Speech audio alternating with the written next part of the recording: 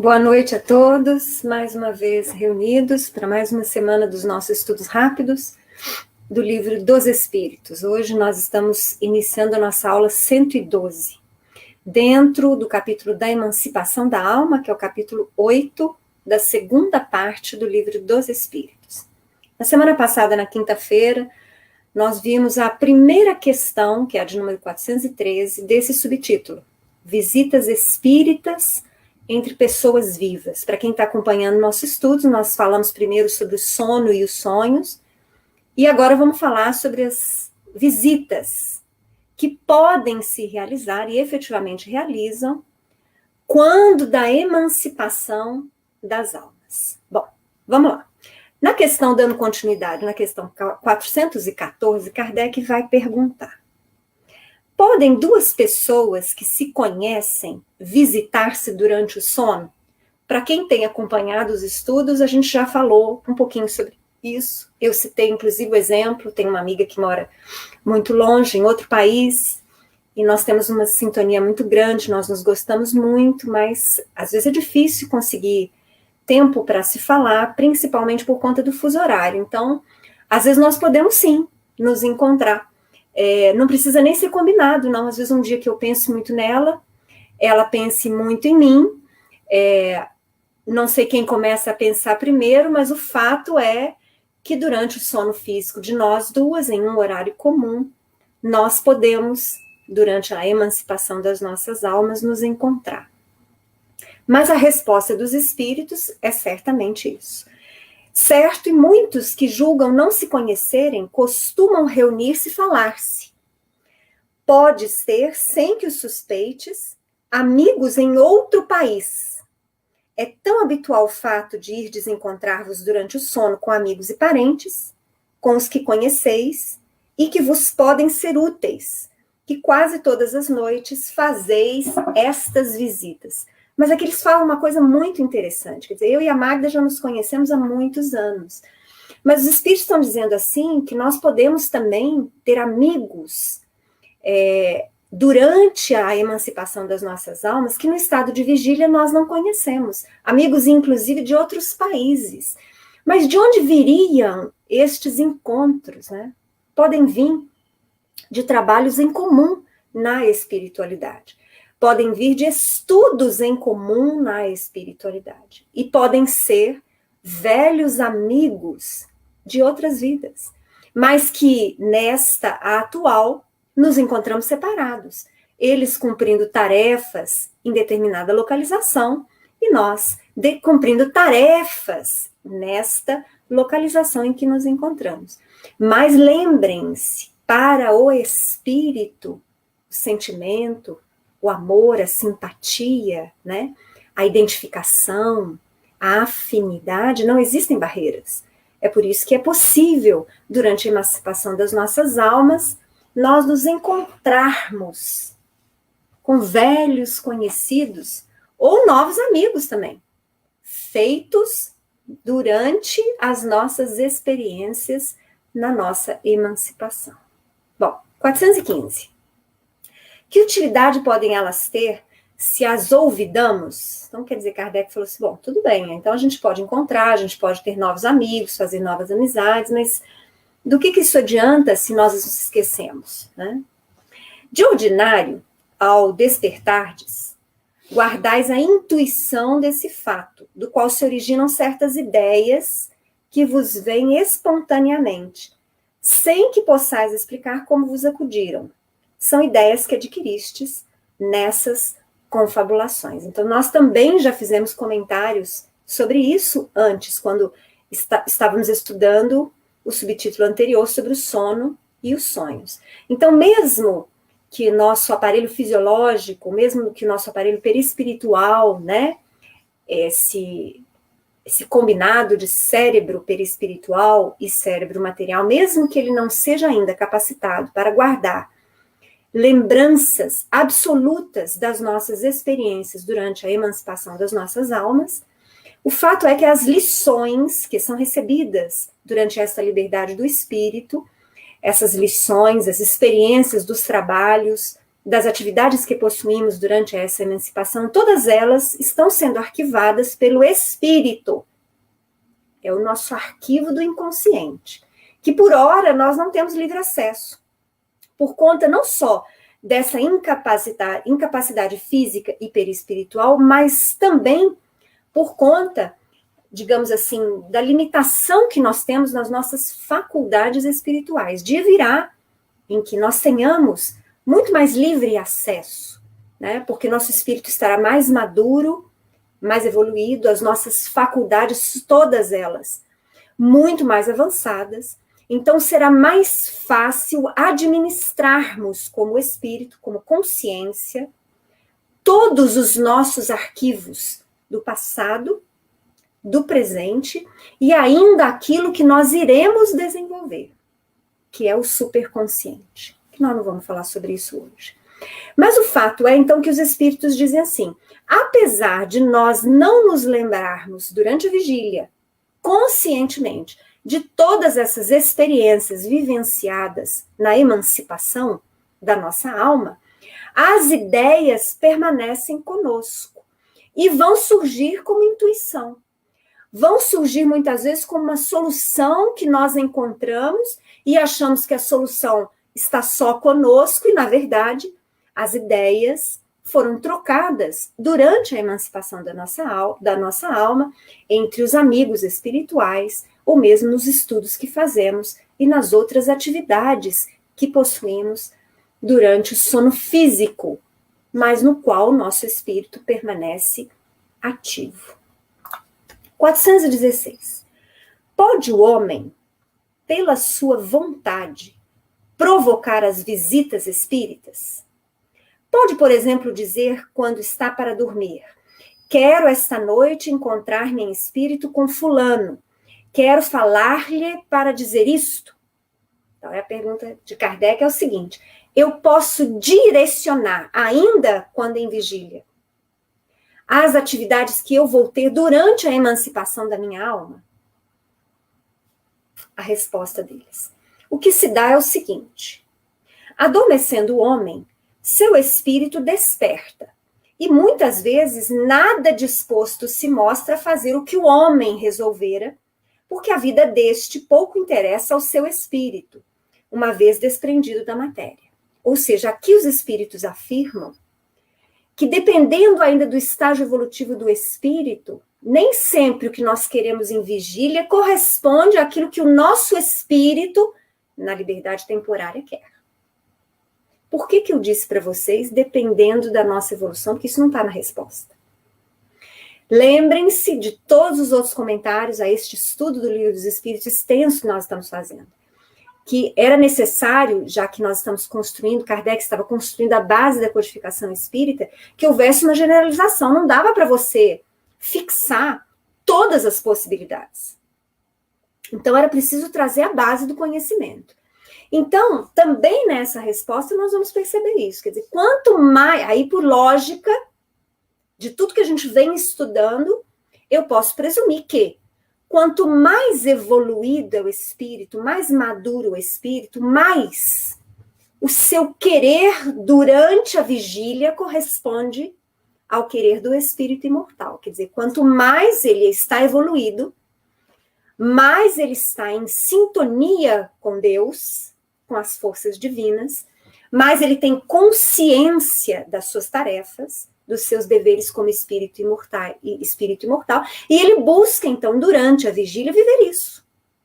Então, durante a emancipação de um espírito mais maduro, há uma correlação muito maior daquilo que o homem quer, aquilo que o espírito imortal quer. Mas, quanto mais imaturo é o espírito, quanto mais ele se deixa envaidecer, quanto mais ele se deixa tomar pela problemática da vida material, pelas preocupações do dia a dia, por doenças, pela busca do ganho diário, quanto mais imaturo é o espírito, mais ele se deixa envolver por esta vida que é efetivamente muito envolvente, que é a vida no plano material. E muitas vezes ele se distancia do que efetivamente seria necessário para o espírito imortal. Então, nestes casos, espíritos mais imaturos, durante a emancipação, nem sempre, na sua liberdade temporária, coincide o seu querer com aquilo que é a sua vida e a sua busca durante a vigília. Mas eles continuam, vamos terminar a resposta. Isto com relação a homens já bastante elevados espiritualmente. Então, é isso que eu estou falando para vocês. Quanto mais evoluído o espírito, mais coincidência há entre o querer do homem em vigília e o querer do espírito emancipado. Os outros passam de modo muito diverso a fase espiritual de sua existência terrena. Entregam-se às paixões que os escravizaram ou se mantêm inativos. Então, são aqueles que não querem saber de preocuparem-se com a continuidade da vida, o que eles vão encontrar depois da morte física. Eles não têm nenhum interesse.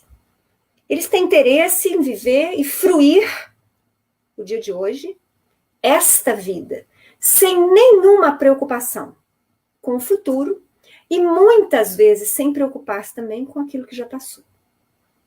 Pode, pois, suceder, e aí na resposta continuando, tais sejam os motivos que a isso induzem, que o espírito vá visitar aqueles com quem deseja encontrar-se, mas não constitui razão para que semelhante coisa se verifique o simples fato de ele o querer quando desperto. Então, nesse final, eles disseram o seguinte, pode ser que se a sua vontade for realmente forte, você possa visitar quem você quer em vigília durante a emancipação da nossa alma, mas isso não é regra. Isso não é regra. É isso que eles estão afirmando. Bom, vamos continuar. 417. Podem espíritos encarnados reunir-se em certo número e formar assembleias? Há reuniões variadas na espiritualidade, é isso que Kardec quer saber. Quer dizer, será que há reuniões para estudo, assembleias, concílios, né? Convívios? Como que é isso? Quanto e como nós podemos nos reunir na espiritualidade, nós que estamos ainda encarnados, porque nós estamos falando de emancipação da alma. Emancipação da alma de quem está encarnado. Porque o espírito desencarnado, esse não está emancipado, ele já está na liberdade, porque ele se encontra na erraticidade em definitivo, seu corpo físico já morreu. Então, Kardec quer saber se nós que estamos encarnados, durante a emancipação da nossa alma, nós podemos nos reunir na espiritualidade. Sem dúvida alguma. Os laços, antigos ou recentes, da amizade costumam reunir desse modo diversos espíritos que se sentem felizes de estar juntos. Bom, a resposta dos espíritos é muito positiva. Nós ficamos muito felizes de pensar que pelos laços de afinidade, antigos e recentes, nós podemos nos reunir na espiritualidade. Mas não se esqueçam que também a afinidade vige para a sintonia, para o desequilíbrio. Então, quem eu sou como espírito, aquilo que eu elejo para os meus pensamentos, os meus sentimentos, as ações que eu busco praticar, ou seja, quem eu sou como espírito, é que vai identificar a afinidade que vai existir dos espíritos em relação a mim. Diz-me quem és, e eu te direi com quem andas. Não é o contrário. Então, se eu levo uma vida desequilibrada, emocionalmente, espiritualmente falando, se as minhas atitudes são contrárias à fraternidade, à caridade, ao respeito ao semelhante, eu vou, durante a emancipação da minha alma, sintonizar e reunir-me com espíritos afins. Aí vocês vão falar assim, mas e o nosso mentor? E o nosso espírito protetor? E o anjo da guarda, ele não faz nada? E aí nós vamos voltar numa afirmação que os espíritos nos trazem, que nós já colocamos em outras oportunidades nesse nosso estudo do Livro dos Espíritos, que é a seguinte: a diferença básica entre obsessor e mentor é que o obsessor é insistente. ele vai impor, ele tenta impor a vontade dele insistentemente. Por isso que muitas vezes ele vence. Porque você permite que por essa insistência a sintonia se faça. E você passa, então, a dividir com ele pensamentos, sentimentos e a agir conforme essas diretrizes obsessivas. O mentor, por outro lado, porque ambas são influenciações espíritas, o mentor, por outro lado, respeita sempre seu livre-arbítrio. Então, o mentor ele vai orientar o benfeitor espiritual durante a emancipação da sua alma, vai conversar 1, 2 vezes, vai buscar orientar você através da intuição, mesmo durante a sua vigília, mas se você não quer sintonizar com aquilo que ele está propondo para você, na linha do perdão, na linha do reajuste pessoal, da busca de serenidade, da busca da humildade, do trabalho em benefício do semelhante da coletividade, da sua utilidade. Se você não quer sintonizar com nada disso que o bem traz para você, ele simplesmente aguarda que você faça as suas escolhas. Muitas vezes pela sintonia desequilibrada, até que algo venha a acontecer na sua própria vida e fruto das escolhas que você passa a fazer, que vão fazer com que você repense. E você talvez se recorde daquelas ideias que o seu próprio mentor intuiu para você, para que haja, então, redirecionamento da trajetória. Entre aspas, quando não aprende pelo amor, aprende pela dor. Lembrando que a dor não é um mecanismo que é aplicado por Deus. Deus não é um ser antropomórfico que fala assim, você errou, eu vou te punir. Você pecou, agora você vai pagar. Não há. Deus é força suprema criadora.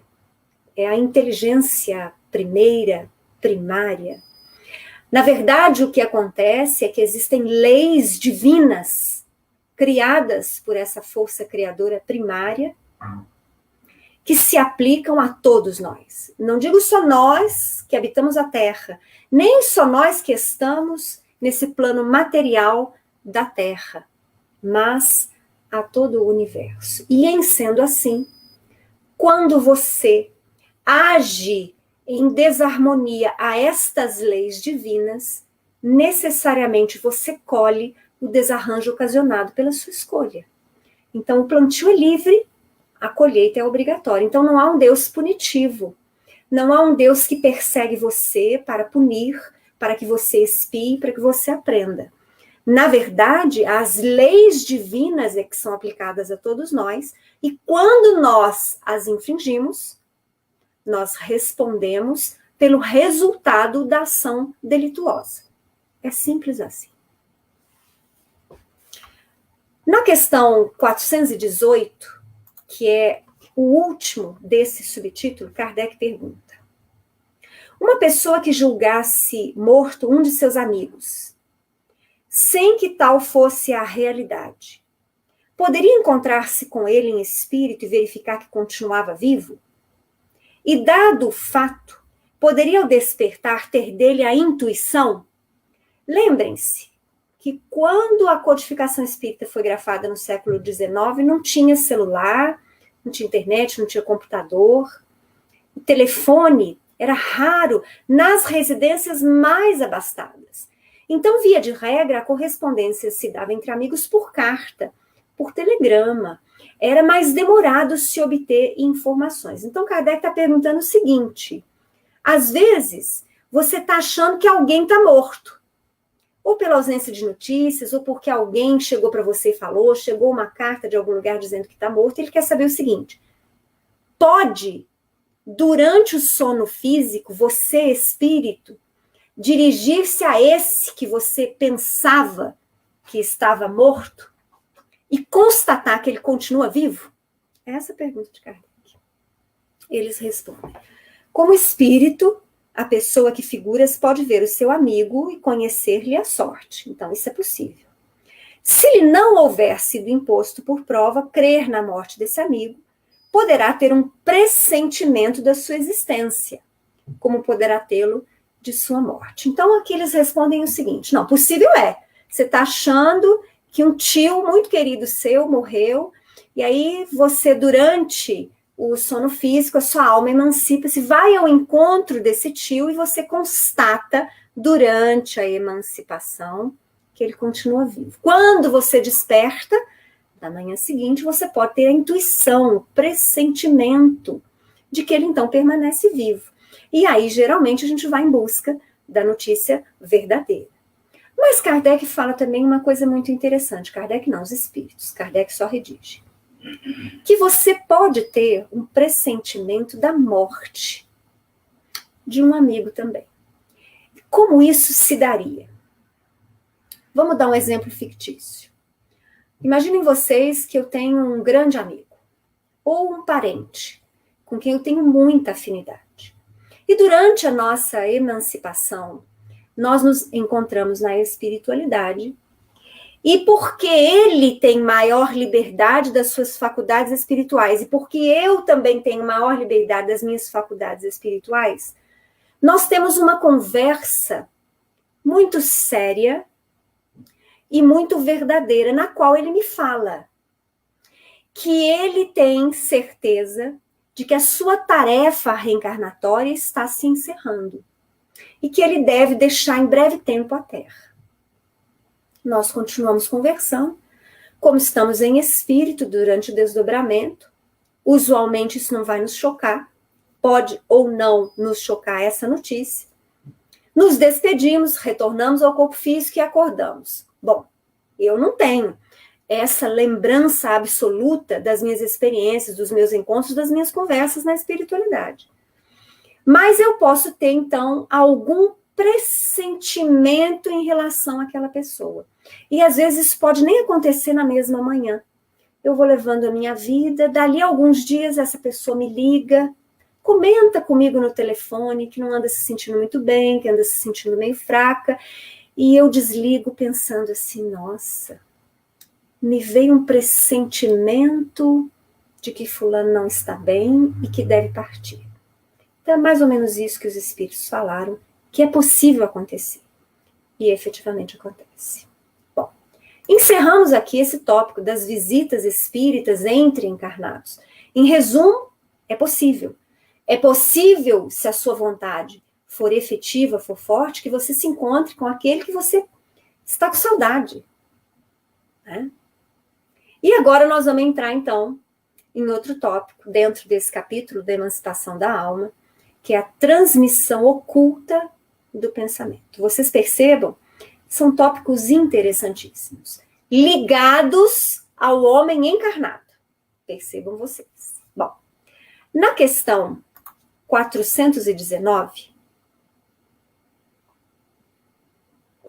pergunta Kardec, que é o que dá causa a que uma ideia, a de uma descoberta, por exemplo, surgem muitos pontos ao mesmo tempo? Vamos lembrar, inclusive, de uma questão que até hoje é motivo de discussão. A invenção do avião, né? Então, tem lá os irmãos Wright, na América, tem lá o nosso Dumont, e há uma briga, quem é que inventou primeiro o avião? E nós poderíamos pensar que isso que nós vamos estudar agora foi o que efetivamente ocorreu. Então, vamos lá. Kardec quer saber, nessa primeira questão, né, por que muitas vezes uma descoberta ela surge em vários pontos do mundo, né, em épocas muito aproximadas, né? E aí os espíritos vão responder.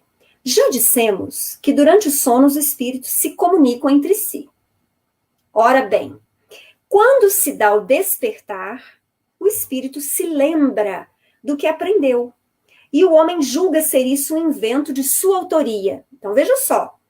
Nós não nos lembramos no despertar dos nossos encontros, das nossas experiências, das nossas aulas, das nossas atividades. Nós não temos essa lembrança absoluta, mas muitas vezes nós lembramos da ideia, da solução, do caminho e, via de regra, O homem, não muito espiritualista, ele vai achar que isso é só do seu intelecto. Continuam os espíritos. Assim é que muitos podem simultaneamente descobrir a mesma coisa. Quando dizeis que uma ideia paira no ar, usais de uma figura de linguagem mais exata do que supondes. Todos, sem o suspeitarem, contribuem para propagá-la. Ou seja, eles estão dizendo assim, quando é hora de uma nova descoberta no mundo físico, de um novo invento, de uma nova conquista, no campo que for, tecnológico, da engenharia, da medicina, quando é hora, a própria espiritualidade superior se movimenta para que as ideias sejam trazidas e trabalhadas junto a vários agrupamentos de espíritos capacitados para receber a ideia e para desenvolvê-la. Então, vejam só, eles não fazem tudo não, viu? Nenhum espírito superior injetou ideias na mente de um Einstein, dos Wright, de Dumont, de nenhum outro, Pasteur. Nenhum espírito superior injetou a ideia. As ideias são trabalhadas, trazidas, aperfeiçoadas na espiritualidade, muitas vezes com a presença destes espíritos que estão encarnados durante a emancipação das suas almas, cabendo a cada um deles desenvolver aquilo, a ideia, a atividade, a experiência, cabe a cada um destes espíritos, retornando ao despertar, trabalhar o seu intelecto, a sua análise, a sua avaliação, para desenvolver aquilo que eles captaram, ou aquilo que eles perceberam, aquilo que lhes foi passado na espiritualidade. Questão 420. Podem os espíritos comunicar-se estando completamente despertos os corpos? Numa primeira etapa, em falando da emancipação da alma, nós estamos falando de um sono mais profundo, né? No qual o espírito, ele se distancia do corpo físico. Lá no início desse capítulo, nós falamos que existem outras experiências durante esse sono físico, que nem sempre abrangem esse deslocamento maior do espírito. Mas Kardec aqui muda o tom da pergunta. Ele quer saber se é possível haver essa comunicação espiritual, essa influenciação, quando nós estamos despertos, ou seja, em vigília. E eles respondem, o espírito não se acha encerrado no corpo como numa caixa. Irradia por todos os lados. Segue-se que pode comunicar-se com outros espíritos, mesmo em estado de vigília, se bem que mais dificilmente. Então vejam só, isso que os espíritos responderam aqui é exatamente o que acontece durante a obsessão. É claro que o paciente obsessivo, o obsidiado em si, ele vai receber intensa influenciação durante a emancipação da sua alma. Mas, em geral, o que ocorre muito é que justamente por conta dessa influenciação negativa, o espírito tem medo. Então, via de regra, os obsidiados dormem mal, têm muitos pesadelos, acordam muito durante a noite, alguns não querem dormir. Por quê? Porque ao emanciparem-se, encontram seus algozes, encontram os espíritos obsessores e sofrem, têm muito medo da perseguição que sofrem destes espíritos. Então, a obsessão acontece também durante a vigília.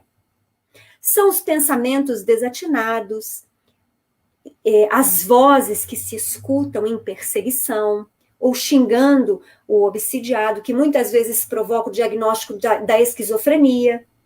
Né? São as visões, o que é interpretado pela medicina materialista como alucinação, né? Então isso é a obsessão durante a vigília. Então, se é possível a influenciação negativa durante a vigília, é claro que a influenciação positiva também se dá. Então, nós não somos seres encarcerados neste corpo físico. Esse corpo físico é tão somente um veículo composto de energia materializada, vibrando em determinado padrão energético, mas o nosso espírito não está preso, não neste conceito energético. Vibratoriamente falando, o nosso espírito irradia-se. É por isso que muitas vezes nós sentimos o amor de alguém que chega, sem nos tocar. Porque sentimos a energia positiva e amorosa que ele possui, que ele nos envia. Assim como sentimos muitas vezes também à distância, energias negativas que alguém nos dirige. Ou no mesmo ambiente ou em outro ambiente. Então, nós trocamos, nós já falamos sobre isso. Nós, espíritos, somos energia. E nós irradiamos e recebemos energia. Estamos em um mundo que, apesar de ser materializado, que apesar de possuir uma matéria densa, bastante imperfeita ainda, é um mundo de energia, de trocas magnéticas intensas. Não somente entre encarnados e desencarnados, mas não somente entre espíritos encarnados e desencarnados, mas a troca constante entre o ambiente, entre a natureza, entre as várias atividades que exercitamos durante a vigília e durante a emancipação do nosso sono. Então, sim, é possível que haja esta troca de informações. Nós poderíamos dizer pela telepatia, mas, na verdade, em geral, a gente não vai receber a frase prontinha, como seria uma comunicação telepática limpa, né? Nós vamos ter sentimentos, percepções. Então, sim, isso é possível e muito comum. Bom, nosso tempo acabou. Amanhã a gente vai ver a última questão desse tópico, transmissão oculta do pensamento, né? Nós vamos... Só um momento, gente. Desculpa. Nós vamos amanhã voltar, tá aqui juntos de novo às 7 horas. Agradeço a presença de quem está conosco hoje, daqueles que acompanham os nossos estudos em outros horários. Um grande abraço e até amanhã.